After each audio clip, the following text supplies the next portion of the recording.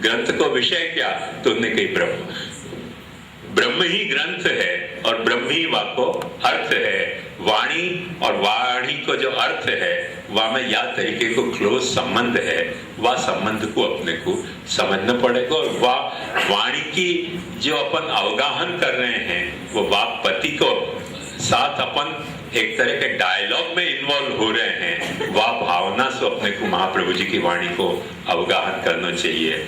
ऐसे कि महाप्रभु जी अपने साथ बोल रहे हैं और अपन महाप्रभु जी को सुन रहे हैं। उतनों भाव से जब अपन महाप्रभु जी की वाणी को अवगाहन करें तो अपने भीतर वो भक्ति मार्गाज मार्तंड भक्ति के सारे प्रकाश को फैलाने के लिए आज भी तैयार है, आज भी उग्यो भयो है, उग रहो है, उग तो रहेगो और उग तो आयो है। यह रहस्य को अपने को समझना चाहिए। सिद्धांत मुक्तावली सुबह के सत्र में आपने समझे होगो कि यमुनाष्टक, बालबोध और के बाद आतो भयो तीसरो ग्रंथ है। और यह तीसरे ग्रंथ में, क्योंकि पहले जो यमुनाष्टक को जो ग्रंथ है वो महाप्रभु जी ने पुष्टि भक्ति को, क्यों बहुत ब्लो आ रहे हो,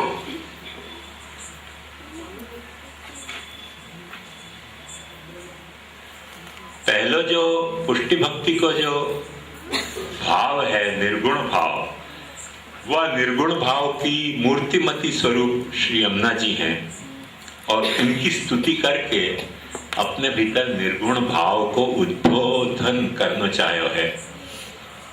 बालबोध महाप्रभु जी को पुष्टि सिद्धांत समझाने के लिए कोई ग्रंथ नहीं है, पर जब भी अपन फोटो पाड़े तो अपन जाने या बात को कि कोई एक फोटो हुए है और एक कोई बाकी बैकग्राउंड हुए है। कोई एक बैकग्राउंड में अक्सर स्टूडियो में अपन जावे तो पीछे पर्दा टांग दें, वह पर्दा के आगे अपन फोटो पड़ावे। नहीं पर्दा हुए तो पीछे लाइट जोड़ के और कोई एक बैकग्राउंड लाइट की क्रिएट करें, तो कोई एक बैकग्राउंड हुए है और कोई फिगर हुए है, कोई पीछे जैसे अपने ठाकुर जी के यहाँ पिछवाई हुए है बैकग्राउंड में, आगे ठाकुर जी विराजते हुए हैं। एग्जैक्ट वही तरह से बालबोध जो है ना महाप्रभु जी के उपदेशन की पिछवाई है। यह बात को समझो, वह पिछवाई के आगे सिंहासन पे सिद्धांत मुक्तावली को ग्रंथ आदि ग्रंथ है सब विराजमान है। पिछवाई बाकी बालबोध है। और यमुनाष्टक यदि कुछ है तो अपन यूं समझ सकें कि वो चंदोवा है जो ये सारे वहां पे छायो भयो है। यमुनाष्टक वो अपने ये जहां महाप्रभु जी को उपदेश विराजमान है वहां के ऊपर को चंदोवा, चंदोवा को क्या को आप लोग यहाँ चंदोवा ही कौन, तो जो चंदोवा है वो यमुनाष्टक है। तो ये तीसरा ग्रंथ है जहां से वाह चंदोवा और वाह पिछवाई, वाह चंदोवा के नीचे और वाह पिछवाई के आगे विराजत भयो महाप्रभु जी को उपदेश यदि कोई है, पहला उपदेश तो सिद्धांत मुक्तावली ये ग्रंथ है। या अर्थ में सिद्धांत मुक्तावली को महत्व बहुत ज्यादा है महाप्रभु जी के एंगल से यदि अपन सोचे तो, क्योंकि कहीं न कहीं सिद्धांत मुक्तावली के बाद आते भय बहुत सारे ग्रंथ हैं, बहुत सारे ग्रंथ हैं जिनको महाप्रभु जी ने सिद्धांत मुक्तावली से भी ग्लोरीफाई ज्यादा किया है। जैसे निरोध लक्षण में अपन देख सकें कि महाप्रभु जी आज्ञा करे नातः परतरो मंत्र, नातः परतरस्तव, नातः परतरा विद्या तीर्थम, नातः परात्परम। इतनो ग्लोरीफाई सिद्धांत मुक्तावली को नहीं कियो। अरे नहीं कियो तो नहीं कियो, पर सबसे पहलो विराजमान स्वरूप तो अपना यही है और सब या ग्रंथ के श्रृंगार हैं। और जितने उपदेश हैं सिद्धांत मुक्तावली के स्वरूप ये है। और फिर जैसे स्वरूप को श्रृंगार हुए ऐसे या सिद्धांत मुक्तावली के श्रृंगार रूप से सारे ग्रंथ प्रकट हुए हैं। यूं भी अपन कहें तो कोई अतिशयोक्ति नहीं होगी। क्या सारे जो मैंने 16 में से 3 निकल गए तो कितने बचे? 13। तो वो 13 ग्रंथ जो महाप्रभु जी के हैं वो सब या ग्रंथ के श्रृंगार के रूप में कहे गए ग्रंथ हैं। वालिए महाप्रभु जी यहाँ एक बहुत महत्वपूर्ण बात कह रहे हैं नत्वा हरिम प्रवक्ष्यामि स्वसिद्धांत विनिश्चयम। स्वसिद्धांत को मैं विनिश्चय तुमको या मैं बताने जा रहे हूं, स्वसिद्धांत को विनिश्चय तुमको बताने जा रहे हूं। इतना ही नहीं, महाप्रभु जी ने अंत में एक बात और, मैंने आज आपको शाम के प्रवचन में देखो बताई हो, अब आप देखोगे तो आपको वो स्टिक आपके हाथ में होगी तो बॉल हाथ में आएगी, और स्टिक आपने छोड़ दी ना तो बॉल हाथ में नहीं आएगी। हो स्टिक हाथ में रखियो तो बॉल हाथ में आएगी। उपक्रम में महाप्रभु जी क्या कह रहे हैं, नत्वा हरिम प्रवक्ष्यामि स्वसिद्धांत विनिश्चय, और उपसंहार में महाप्रभु जी कह रहे हैं एवं स्वशास्त्र सर्वस्वम मया गुप्तम निरूपितम एतद् बुद्ध्वा विमुच्येत पुरुषः सर्व संशया। मैंने अपने शास्त्र को जो गुप्त, जो भी कुछ सर्वस्व तो वो या सिद्धांत मुक्तावली में कह दियो है। यदि तुम या को अच्छी तरह से समझ गए सिद्धांत मुक्तावली को, तो आगे आने वाले कोई ग्रंथन में कोई संशय तुमको नहीं रह जाएगा। और यदि या ग्रंथ को तुम नहीं समझे तो आगे आने वाले कितने ग्रंथ, 13 के 13 ग्रंथ में तुम्हारे कुछ न कुछ संशय की पिशाची तुम्हारा पीछा नहीं छोड़ेगी। संशय की डाकण तुमको काटेगी रात को कि ये क्या है, ये क्या है।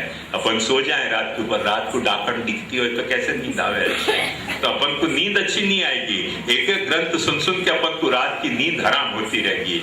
और महाप्रभु जी कह रहे हैं कि यदि सिद्धांत मुक्तावली तुमने अच्छी तरह से समझ ली तो एतद् बुद्ध्वा विमुच्येत पुरुषः सर्व संशया, 13 आने वाले ग्रंथन में से कोई संशय तुमको नहीं रह जाएगा। तो उपक्रम में ये बात कही है, उपसंहार में ये बात जब महाप्रभु जी ने कही है, मतलब समझ में आवे अपने को कि महाप्रभु जी कुछ तो यहाँ कहना चाह रहे हैं, ऐसी बात कि जो बात की असर आने वाले सारे ग्रंथन पे है। इतना तो अपन समझ ही सकें, क्योंकि सर्व संशयात महाप्रभु जी कह रहे हैं एतद् बुद्ध्वा विमुच्येत पुरुषः सर्व संशयात। ऐसे कैसे हो सके, छोटो सा ग्रंथ है, कुल कितने श्लोक है, 21 श्लोक का ग्रंथ है। 21 श्लोक के ग्रंथ में सर्व संशय निवृत्त कैसे होंगे? वही पेंगुइन वाली बात हो गई। अपन पेंगुइन को ये कह रहे हैं, पर पेंगुइन यहाँ कहां से आएगा? पेंगुइन तो वहां आएगा ध्रुव के प्रदेश में।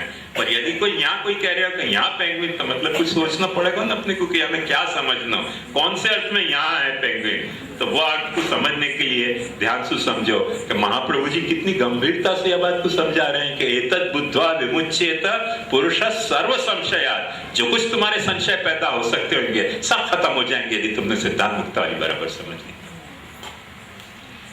महाप्रभु जी के खुद के दिल में या अर्थ में सिद्धांत मुक्तावली को कोई एक असाधारण महत्व निश्चित है, ये अपन समझ सकें।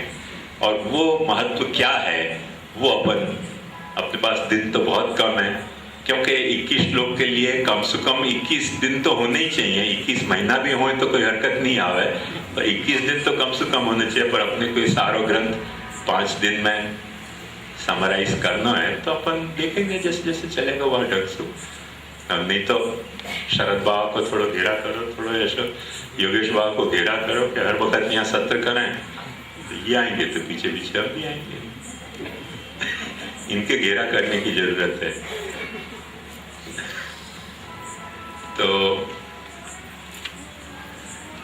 बात अपन सिद्धांत मुक्तावली की समझना जा रहे हैं।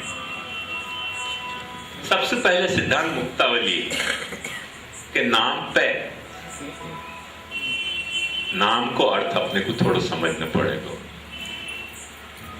सामान्यतया अपनी समझ ऐसी है कि सिद्धांत मतलब कोई मान्यता, कोई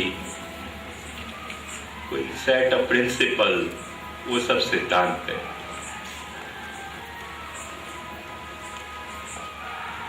क्योंकि अपन ने अपने दिमाग में ऐसे डब्बाएं बना रखे हैं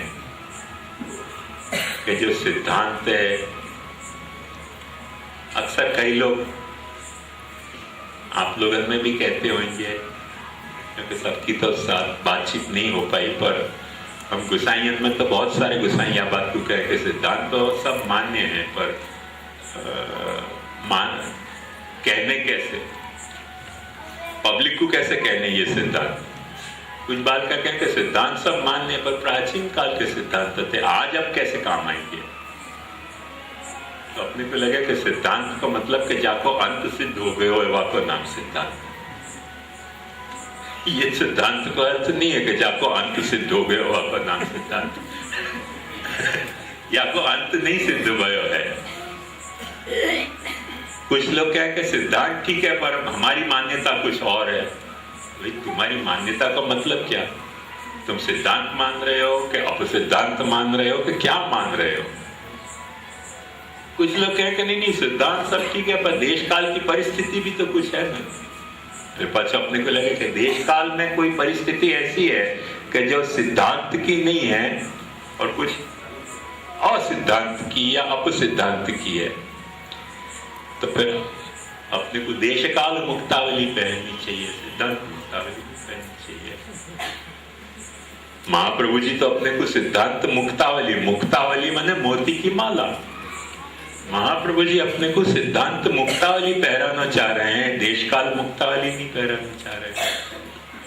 कुछ लोग कहें ये सिद्धांत को वैष्णव के सामने कहेंगे तो वैष्णव अपने को मानना ही छोड़ देंगे। मानना छोड़ दें तो उनको गुड बाय कहनी चाहिए कि भाई जाओ भाई।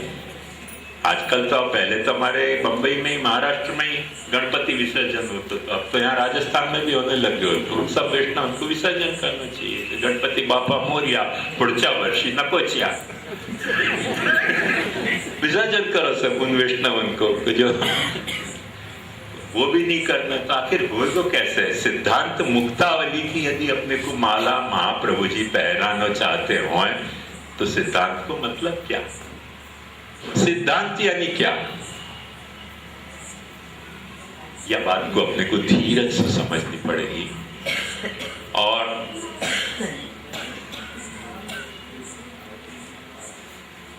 वैसे यह तरीके के शब्द नहीं है, पर एक बात आपको समझाने के लिए तुलना के तरह रूप में मैं कहना चाहूंगा कि हर वस्तु, चाहे दुनिया की कोई वस्तु उठा लो, आप चीज उठाओ, एक चीज कोई भी उठाओ, हर वस्तु के दो रूप हुए हैं। एक सिद्ध रूप हुए है, एक वापस साध्य रूप हुए। मट्टी सिद्ध रूप है, घड़ा साध्य रूप है, जमीन सिद्ध रूप है, फसल साध्य रूप है, सोना सिद्ध रूप है, गहना साध्य रूप है। तो हर चीज को कुछ सिद्धांत हुए है, हर चीज को कोई साध्यांत भी हुए है। सिद्धांत मतलब क्या कि जो भी वस्तु सिद्ध है वह की सीमाएं कहां तक की हैं, बाकी जाको अपन कहे ना सीमा बताना, बाउंड्री बताना, निष्कर्ष बताना, तो सिद्ध की सीमाएं कितनी है। जैसे घर अपने पुराने जमाने में यहाँ गढ़ बसते तो शहर पनाह बसती, तो शहर पनाह जो क्या है, नगर की अंत सीमा है। ये लिए पुराने जमाने में आपको ख्याल होगा कि नगर के बाहर जाने को जब विधान हो तो गढ़ के दरवाजा के बाहर जाए जाते, तो घर के तो वो नगर के बाहर हो गए अपन। तो ऐसे जो भी सिद्ध वस्तु है वह को कोई एक बाहरी सीमा है कि या के बाहर वो नगर नहीं है, कुछ और है। आज के जमाना में बात तरह नगर की चार दीवार नहीं बने हैं, पर फिर भी आप आज के जमाना के ढंग से भी सोचो तो हर म्यूनिसिपैलिटी के सीमाएं तो है ना कि भाई या म्यूनिसिपैलिटी की सीमा यहाँ तक की है, या म्यूनिसिपैलिटी की सीमा यहाँ तक की है, या जिला की सीमा यहाँ तक की है, वह जिला की सीमा यहाँ तक की है। किशनगढ़ तो अपन जान रहे हैं कितना छोटो है, पर किशनगढ़ की सीमा वह बाजू पता नहीं बांदर सिंदरी तक है ना, बाबा जी बादल सिंदरी तक है, यहाँ कहाँ पता नहीं गेगल वेगल तक कहीं होगी, गेगल तक होगी। तो ये सब जो है ये किशनगढ़ और किशनगढ़ की सीमा। ऐसे जो वस्तु सिद्ध है वह सिद्ध वस्तु की सीमा हुए है, वाको नाम सिद्धांत। पर कोई सिद्ध वस्तु ऐसी नहीं हो सके कि जाको कोई ना कोई साध्य रूप ना होए। ऐसी कोई वस्तु सोचो मन में सोचो कि सिद्ध है पर वहां को साध्य कुछ भी नहीं है, संभव ही नहीं है। हर सिद्ध को कुछ न कुछ साध्य हुआ है। दुनिया में पत्थर से तो कठोर कुछ भी नहीं हो सके। पत्थर तो करोड़ों साल तक पड़े रहे तो पड़े ही रहे, पर वहां को भी मूर्ति के रूप में साध्य रूप हो सके, वहां को भी मकान की दीवार के रूप में साध्य रूप हो सके, पत्थर को भी साध्य रूप कितने हो सके। तो जो सिद्ध है वहां की सिद्ध की जो सीमाएं हैं, वह सीमा के भीतर ही वाकई कुछ साध्य की भी सीमाएं हुए हैं। तो हर सिद्ध को एक साध्य रूप हुआ है और हर साध्य को फिर पाछो कोई सिद्ध रूप भी हुआ है। जैसे अपन जाने कागज सिद्ध है पर चित्र का वापस दोनों वापस साध्य रूप हो गयो। कलम सिद्ध है पर वासु अक्षर लिखना साध्य रूप हो गयो। अरे फेस देख लो, फेस तो अपने माँ के पेट में से कूक से जब निकले तब सिद्ध है ना, पर वहां पे मेकअप करना, दाढ़ी बनानी, काजल लगाने, पाउडर लगाने, लिपस्टिक लगानी, टीकी लगानी, ये सब क्या है? फेस को साध्य रूप हो गयो। ऐसा तो कौन व्यक्ति होगा कि केवल सिद्ध रूप को ही मोह लेके फिरे? देखो कोई ऐसा आदमी जाके मोह जो है वो सिद्ध है, वाकई भी साध्य मोह भी तो है कि नहीं, कुछ न कुछ तो हर सिद्ध के कोई न कोई साध्य रूपों में है, हर साध्य के कोई न कोई सिद्ध रूप भी हुए हैं।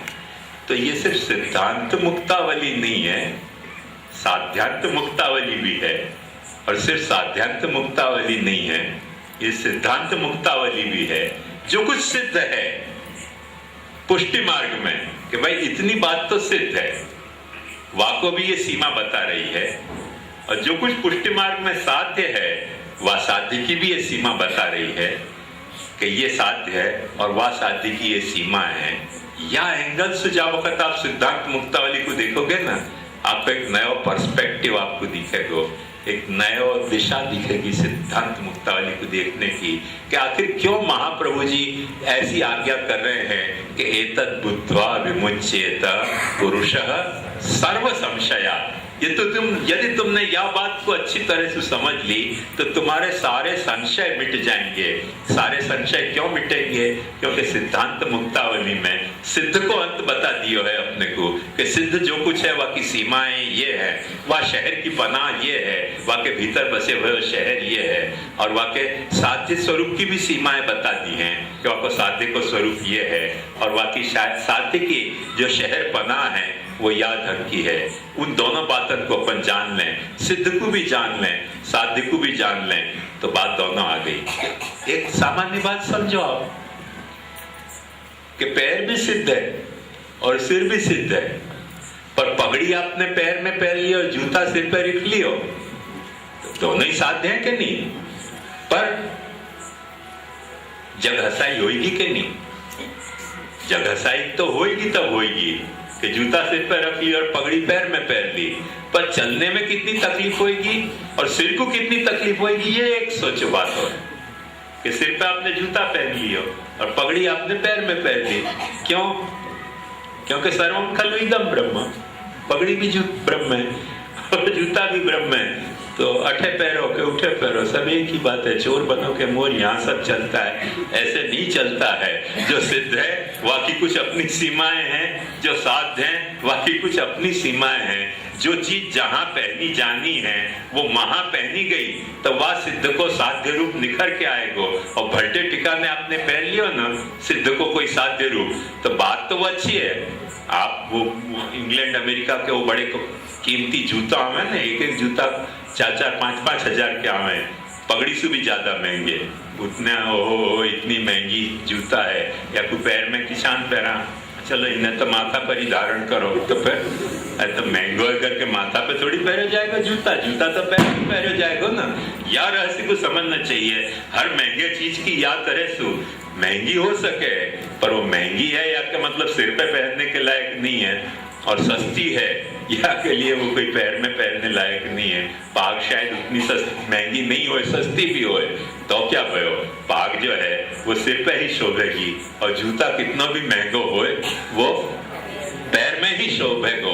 तो ये सिद्ध और साध्य को जो विवेक है वो अपन जान गए तो एतद् बुद्ध्वा विमुच्येत पुरुषः सर्व संशया, तो सारे संशय से आप मुक्त हो जाओगे।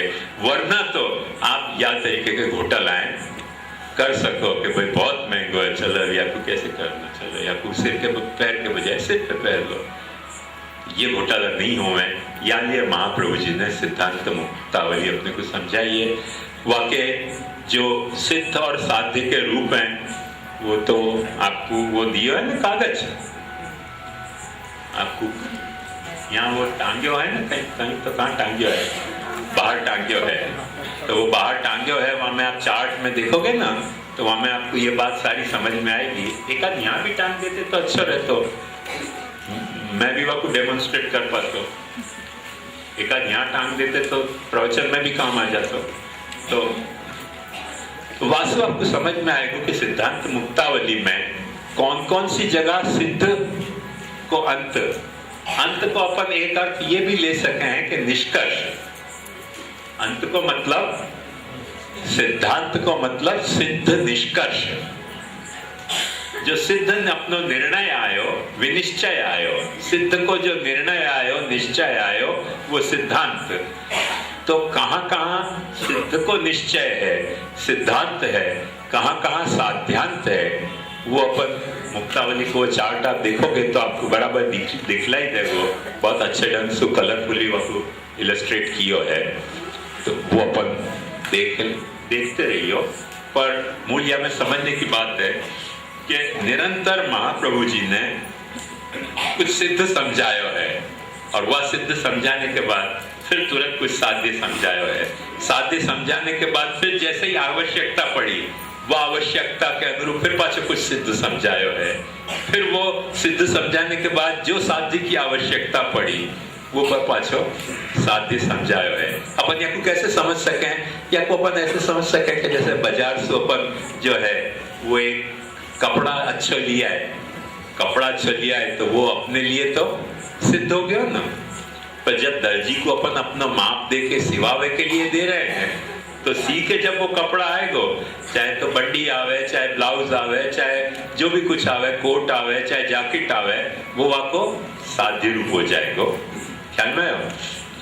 पर वो साध्य बन गयो, वहां के बाद वहां में से कोई सिद्ध नहीं निकलेगा, ऐसी बात नहीं है। वहां में भी फिर पास कुछ सिद्ध निकलेगा।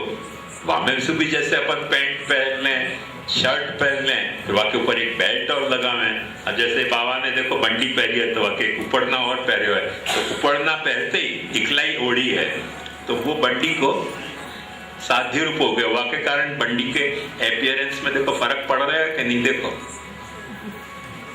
यदि इकलाई उतार दें तो कुछ और रूप होगा बंडी को, इकलाई पहन रखी है तो वह इकलाई की लिए जा वक्त बंडी बैकग्राउंड बन रही है, और इकलाई वा को जो फिगर बन रही है, तो एक पाछो बंडी को एक पाछो साध्य रूप हो गए हो। दर्जी से सिवाने के बाद वो दर्जी नहीं कर रहे हो, वो काम कौन करेगा? पहनने वाले को करना पड़ेगा। तो ऐसे हर सिद्ध में से कुछ साध्य रूप निखरते चले जाए है। एक निरंतर निखार की प्रक्रिया है। जैसे हीरा को जो है वो अपन खान में से लावे, वाकु घिसे, वाकु तराशे, वाके कई पहलू में पाड़ हैं, और वो पहलू पाड़ के हीरा जो है वो निखर के आ जाए। फिर अपन वाकु क्या है, घड़ने वाले को दें, जो गहना घड़े है, तो वो गहना घड़े है, वह वक्त वह हीरा को सिद्ध रूप को वो चाहे तो एरिंग बना दे, चाहे तो वाकई रिंग बना दे, चाहे तो कान की बूटी बना दे, चाहे चूड़ी बना दे, चाहे गले को पदक बना दे, वो वह हीरा को पाछो एक साध्य रूप हो गया। ऐसे सिद्ध में सुसाध्य, साध्य में सुसिद्ध को निरंतर एक सर्कल चले है। निरंतर निखार पाती भाई एक व्यवस्था है। वो व्यवस्था दुनिया के प्रत्येक पदार्थ में है, अपने जीवन में है। माँ में सु अपन सिद्ध तरह होके निकले। शास्त्र बहुत अच्छे ढंग से आपको समझावे कि माँ के कुख में से जब अपन सिद्ध के रूप में निकले, वह वक्त अपन एक सिद्ध रूप है। पर जब वक्त अपन अपने गुरु के पास जाके अपने आदर्श को समझे हैं, अपने कर्तव्य को समझे हैं, तो वो जो रूप अपन समझ के, और फिर जब अपन अपने व्यक्तित्व को वाह तरह से विकसित करे हैं, वाह तरह से सुधारे हैं, तो वो अपनो माँ के कूप में से निकले भय सिद्ध रूप को एक साध्य रूप बन जाए है, वही वाको द्विज कहो जाए है। मातु यदग्रे जायन्ते द्वितीयम मौंची बंधनात्, पहले माँ के गर्भ से पैदा भयो, दूसरो जा वक्त गुरु के पास जाके विद्या ग्रहण करी, तब वो द्विज भयो, दूसरी बार जन्म्यो। अपने यहाँ भी अपन यह बात को जाने हैं कि माँ के जन्म कुख में से जा वक्त जन्मे, वहां के बाद जा वक्त अपन ने ब्रह्म समझ लियो, तो भले अर्थ में नहीं, ब्राह्मण वाले अर्थ में, पर हर ब्रह्म संबंध लेने के बाद अपनो एक दूसरो जन्म हुए है। वार्ता पढ़ोगे तो आपको प्रमाण भी मिलेगा। वार्ता में स्पष्ट आपको प्रमाण दियो है कि ब्रह्म संबंध लेनो अपने लिए एक दूसरे जन्म के मानिंदे।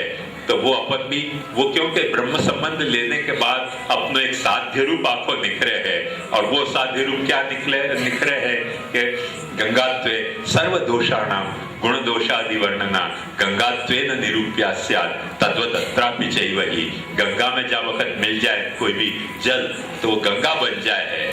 तो वो पहले से जो सिद्ध जल है वो गंगा में मिलने के बाद वो आपको एक साध्य रूप प्रकट हुआ है। अब वो गंगा जल नहीं है, तभी गंगा में मिलने के कारण गंगा जल बन जाए है। वो जल को एक साध्य रूप वो प्रकट हुए है। तो ऐसे ही अपन जो है वो भगवान के प्रति समर्पित हो गए, और प्रभु की अपन ने जब वक्त सेवा शुरू करी और प्रभु की सेवा शुरू करी, तो अपन जो है वो अपनो सेवक होने को जो स्वरूप है वो अपनो साध्य स्वरूप है। और जो अपन जन्मे थे पुरुष की तरह स्त्री की तरह वो अपनो सिद्ध रूप हतो। नीचे पड़ेगा ऊपर मां लगा शाबाश, ये बात है सबको दिखेगा शाबाश।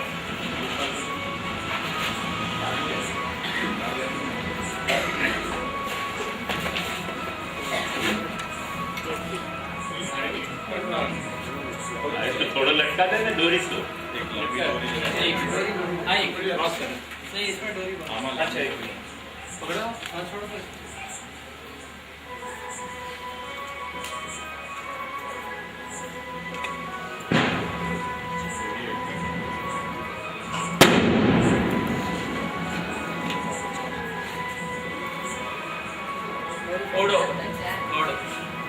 छोड़ो पर जितना खींचे तो खींच।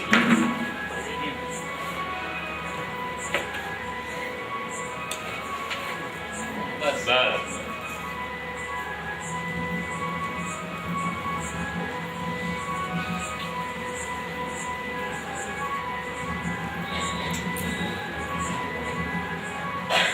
ये सूखी को से डाल दे।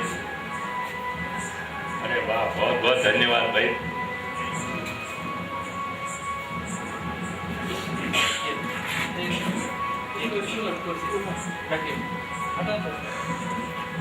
थोड़ा क्षमा करिए, मैं खड़े होकर आपको समझाता हूँ तो आपको अच्छी तरह से समझ में आ जाएगा। बैठो सब।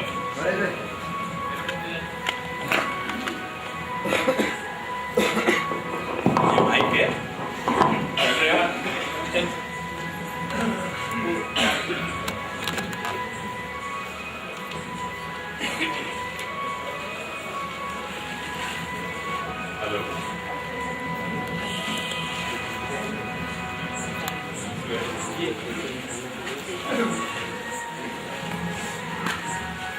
हेलो, देखो सेवा में 5 बात की है।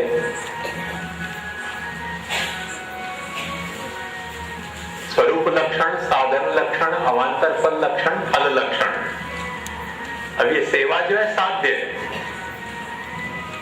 पर सेवी स्वरूप तो सिद्ध है ना। सेवी स्वरूप सिद्ध होए अपने यहाँ सिद्ध की एक अच्छी परिभाषा है कि ठाकुर पुष्ट होए तो सेवा होए। तो पुष्ट जो अपन ठाकुर को करे हैं वो सेव्य को साध्य स्वरूप है।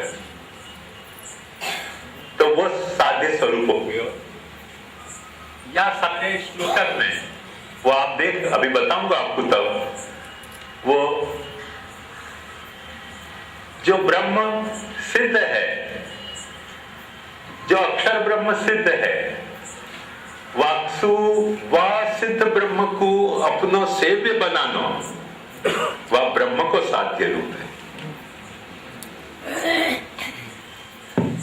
जैसे मट्टी को अपन घड़ा के तरह घड़े हैं, ऐसे ब्रह्म को अपन अपने ठाकुर के तरह की घड़े हैं, अपन कुम्हार हैं, बाकायदा सब काम कर रहे हैं वहां के साथ। अब स्नान करा रहे हैं, वह श्रृंगार रहे हैं, भोग धरे हैं, फोड़ा रहे हैं। जैसे घड़ा बनाने के लिए कुम्हार जितने उपद्रव करे तो सब उपद्रव अपने को करने पड़ेंगे वहां के साथ।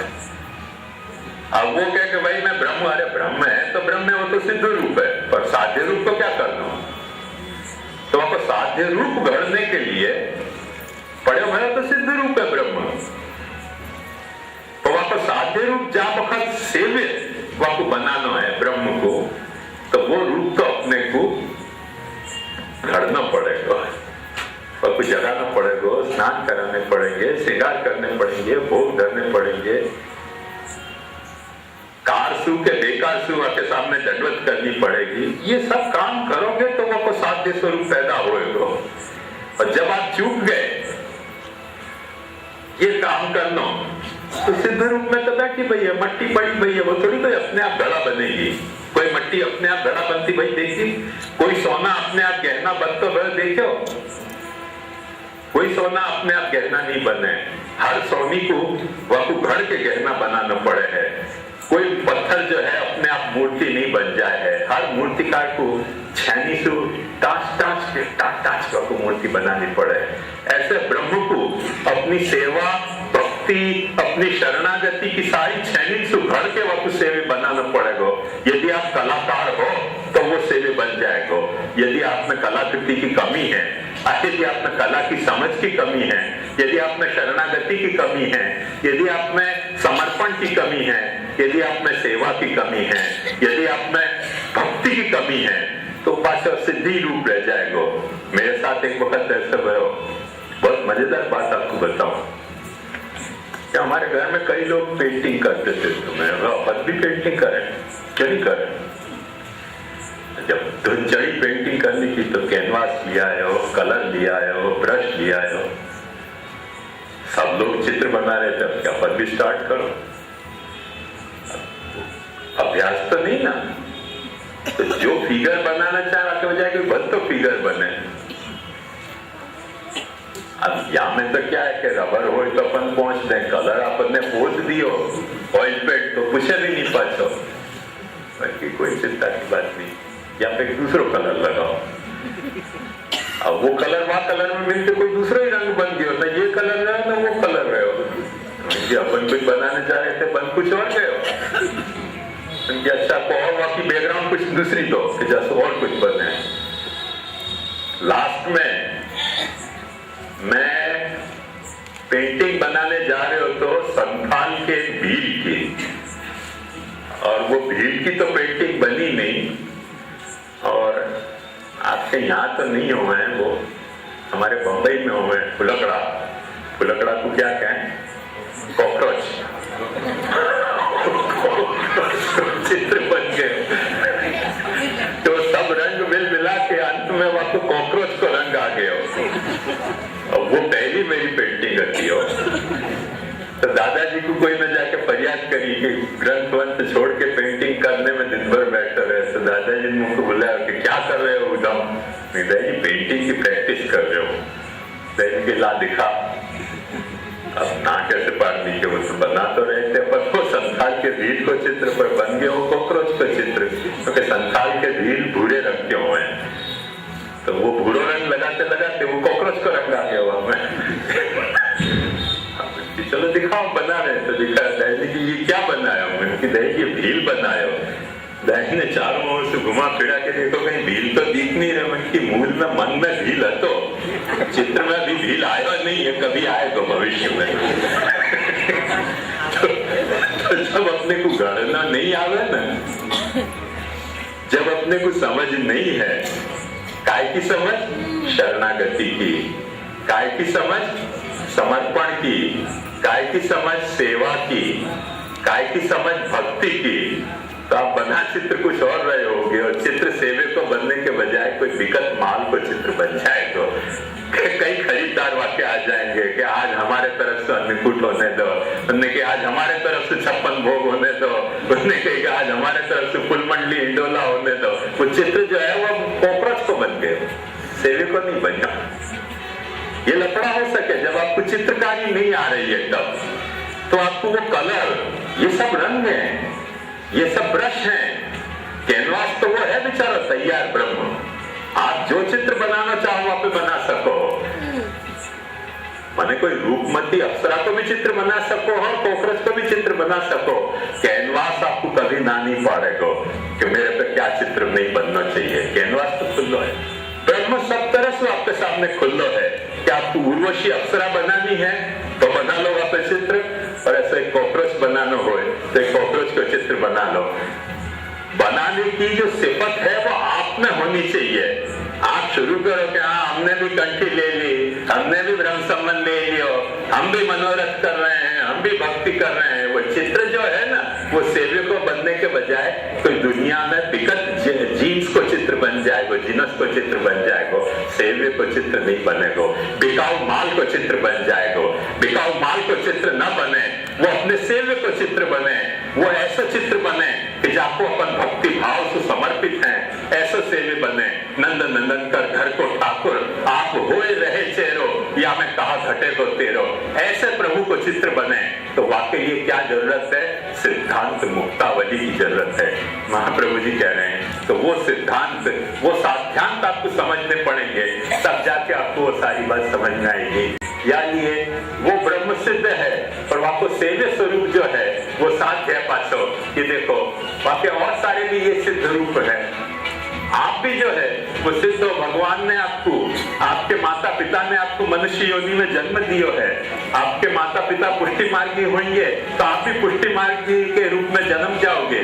तो पुष्टि मार्गी के रूप में जन्मे बस पुष्टि मार्गी हो ये गारंटी नहीं है, क्योंकि ब्रह्म है या सुसेव्य है या की गारंटी जैसे नहीं है। कलर पूते हो या सु वो संथाल को होगो या उर्वशी अप्सरा को चित्र होगो या की कोई गारंटी नहीं है। आपके पास सिफत होगी साध्य की, साधना की सिफत होगी तो आपको साध्य स्वरूप आप धर सकोगे। तो आपको वहां को भी रूप धरना पड़ेगा और अपने हाथ को भी वहां तरह से धरना पड़ेगा। सच्ची खोटी बात भगवान जाने,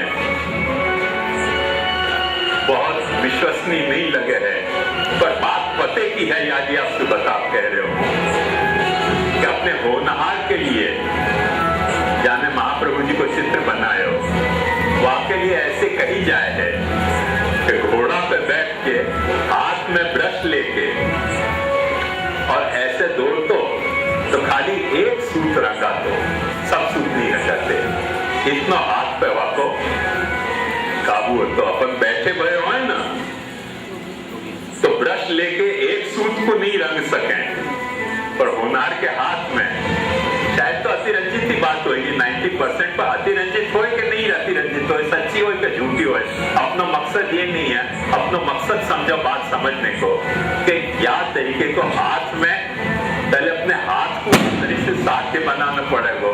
सिद्ध हाथ में वह तरह को साध्य रूप पैदा करना पड़ेगा कि जहाँ सूत को मुख रंगनो है वही सूत रंगावे, आजू बाजू वो ब्रश चले नहीं। इतनो यदि हाथ आपने साध लियो अपनो तो आप फिर चित्र बना सको, वरना तो मेरी तरह संथाल बनाने जाओगे और कॉकरोच बन जाएगा। ऐसे आप सेवी बनाने जाओगे, पुष्टि प्रभु बनाने जाओगे और कोई पुष्टि प्रभु बन जाएगा। मैंने दुकान में बिकाऊ माल को कोई स्वरूप बन जाएगा, वो पुष्टि प्रभु नहीं बनेगा। या लिए वो आपको ब्रह्म जो है, सिद्ध ब्रह्म जो है वो आपको साध्य सेव्य ब्रह्म बने, वह के लिए आपको सेवक को जो रूप है वो पहले अपने आप को सुधारना पड़ेगा। यही लिए देखो ब्रह्म सेवक को जो पुष्टि मार्गी होने को एक सिद्ध स्वरूप है, वो सिद्ध स्वरूप काम नहीं आएगा, वहां को आपको फिर से साधना पड़ेगा। साध के वहां को सेवक के रूप में ढालना पड़ेगा। जब आप ढालोगे तब वो सेवक रूप गया, वहां को एक साध्य रूप प्रकट होगा। अब ये सेवक हो गए, वो सेवक हो गए, आप सेवक हो गए तो वो सेव्य हो जाएगा। वो सेव्य हो गए तो आप सेवक हो जाओगे। ये आपको सिद्धांत और साध्यांत को आपसी याद तरीके को दाम्पत्य है, यह बात को समझो। आजकल लोग दंपति को अर्थ कुछ भलतो ही समझे हैं, पति पत्नी समझे हैं, और दंपति को संस्कृत में बड़ा अच्छा मीनिंग है। एक मीनिंग ऐसा भी हो सके कि जो दम मारे वो दम, और वक्त बेचारा जो पति हो सो पति, मीनिंग नहीं है दंपति को कि जो दम मारते है वो दम, और जो पति हो सो पति, वो एक अलग मीनिंग है, पर एक दूसरा और अच्छा मीनिंग है। वो मीनिंग संस्कृत को बहुत सुंदर मीनिंग है कि पति को पतित्व जहां कंट्रोल में रहते हुए, जाके कारण कंट्रोल में रहते हुए, वो दम। पति को पतित्व जाके कारण कंट्रोल में रहते हुए बेफाम खुले घोड़ा के, बेलगाम घोड़ा के जैसे न हो जाते हुए, वाको नाम दम। वाके विशालिस कोई पति हो गए, दम के विशालिस कोई पति हो गए। तो दंपति को संस्कृत में बहुत अच्छा मीठा अर्थ है, वो दम मारने वाला अर्थ नहीं है, पर जाके कारण कोई व्यक्ति अपने पतित्व को साध्य बना सके। भाई छोड़, लड़का तो बन गए हो, अच्छा लड़का बनना अच्छा पति बनना नहीं है।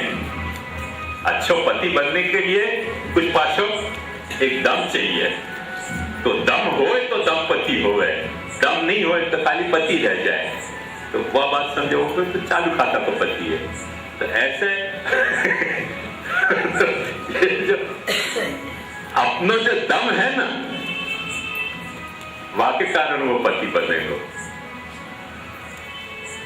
दम अपन है, हो दम अपन है, अपन ने अच्छी तरह से कंट्रोल में लाए वाकू। मैं जगाऊं तो जागो, मैं पौड़ाऊं तो पौड़ो, मैं भोग धरूं तो अरोगो, मैं स्नान कराऊं तो नहा के फ्रेश हो, मैं सिंगारूं तो सुंदर लगो। तो वहां में दम आ जाए तुरंत, अब दंपति हो गए, वरना तो बेचारा पति है। तो जगत पति तो यार दुनिया में तुम्हारी क्या गरज है वाकू। तो तुम यदि दम बन सके ना कि तुम करो तब वो सब कुछ हो गए, तो फिर तुम्हारे और वह के बीच में एक मधुर दाम्पत्य पैदा होएगा। और वह मधुर दाम्पत्य को जो स्वरूप है वो तुम्हारो भी साध्य स्वरूप है और वह को भी साध्य स्वरूप है। ये बात मत भूलो। ये आपको सिद्धांत मुक्तावली के सिद्धांत और साध्यांत को स्वरूप है। तो सेवक को भी जो है वह को कोई सिद्ध रूप है और सेवक को भी कोई साध्य रूप है, सेव्य को भी कोई सिद्ध रूप है और सेव्य को भी कोई साध्य रूप है। बाकी फिर पाचे कई अधिकारी की विवेचना यहाँ की गई है। ये सब आप उतारोगे ना तो आपको बहुत समझ में आएगी बात। मैं समझू हूं कि इंट्रोडक्शन के लिए अभी इतनी बात पर्याप्त है। क्या बिजली नहीं?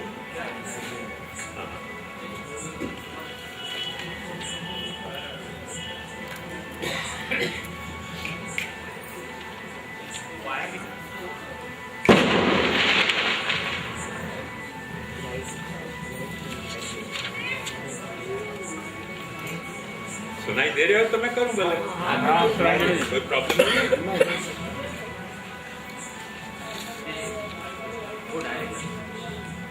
वीडियो वो डायरेक्ट माइक में तो आएगा, रिकॉर्डिंग।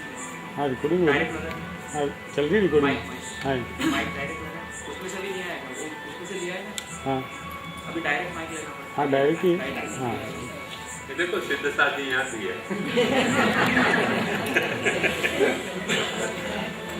तो यह बात को ध्यान से समझो अच्छी तरह से। यह आपकी कथा है,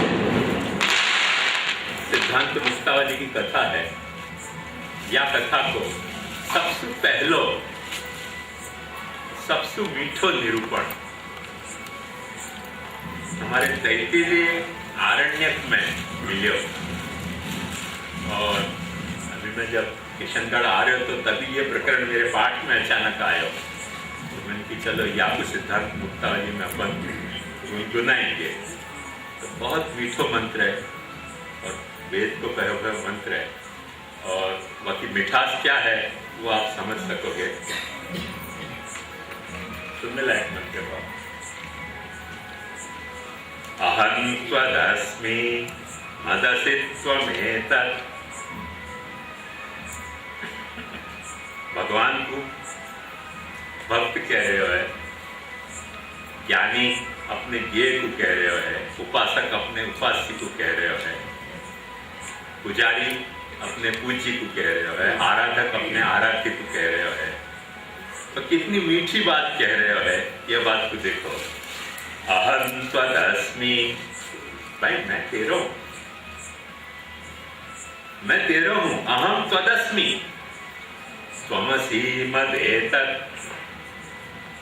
मदसि त्वमेतत्। और तू या रूप में मेरो है, क्या रूप में मैं तेरी आराधना कर रही हूं, सारे रूप में मेरो नहीं है। जो सामने वाके आराध्य रूप विराज भयो है, जो मैंने आपको बात बताई थी कि अपने माथे पे एक स्वरूप विराजना चाहिए, वो अपने माथे विराजते स्वरूप को वो आराधक कह रहे हो है कि मदसि त्वमेतत्, तू मेरो है या रूप में। ममासी योनि, तू मेरो कारण है, तैने मुझको पैदा किया है। अरे तो ठीक बात है, तैने मुझको पैदा किया तो सामान्य हकीकत है। तव योनि अहम अस्मि, मैं तेरे को पैदा कर रहे हो, चल पैदा हो। कितनी बड़ी बात कह रही है। तू सिद्ध के रूप में होएगा पैदा, पर आज अब मैं तुमको अपना सेव्य बना के, तू ब्रह्म के रूप में होएगा सिद्ध, पर साध्य सेव्य के रूप में अब मैं तुझे पैदा कर रही हूं मेरी सेवा के द्वारा। ममासी योनि तव योनि रश्मि ममैव संतु, अब तू मेरा ही रहियो, रहिए मेरे ही महल। अनंत न जाइए, शैया सामग्री वसन आभूषण सब विध राखों की तहल। चतुर बिहारी गिरधारी की रावरी यही सहल, अनंत न जाइए। ममैव संतु, तू मेरा रहियो, दगा मत दीजिए। और एक फिल्मी गाना तो कभी तुम दगा न दोगे मुझे एतबार क्यों है, वो एतबार होना चाहिए।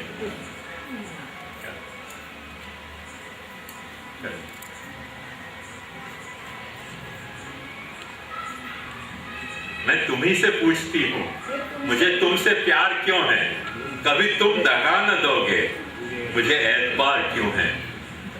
मैं तुम्ही से पूछती हूँ, ऐसे अपने ठाकुर से अपने को पूछना चाहिए कि मैं तुमसे पूछ रहा हूँ, भाई साहब दगा तो नहीं दोगे, मैं तुमको अपना ठाकुर बना रहे हूँ। मैं तुम्ही से पूछता हूँ मुझे एतबार क्यों है, कभी तुम दगा न दोगे।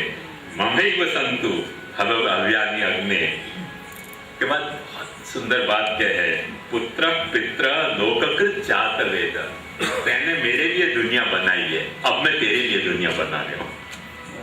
कितनी बड़ी बात कहती है, तैने ये सारी दुनिया मेरे लिए बनाई, अब तेरे लिए मैं ये दुनिया बना रहा हूँ। चल अब ये मेरी बात, तेने मेरे लिए जो दुनिया बनाई और मैं जो तेरे लिए दुनिया बनाई है, बनाने जा रहा हूँ, इनमें दोनों अपन विचरेंगे। ये अपने वेद की भावना है, ये अपने सिद्ध और साध्य की भावना है, या सिद्ध और साध्य के सिद्धांत को महाप्रभु जी अपने को समझाना चाह रहे हैं सिद्धांत मुक्तावली में। आज का प्रसंग आप सुबह से थके हुए होंगे और आप लोगों को बड़ा उपकार है कि आप में से आज झोंका कोई नहीं खा रहे और सो नहीं रहे हो। आपकी दिन भर की थकान को देख के तुमको हाई एक्सपेक्टेशन है तो के साथ सोते मिलोगे और सब जागते मिले, तो ये आपको बड़ा सुंदर साध्य रूप प्रकट भयो है। आपके लिए आचार्य चरण को वंदन करके अपन आज को प्रकरण यहाँ समाप्त करें। दृढ़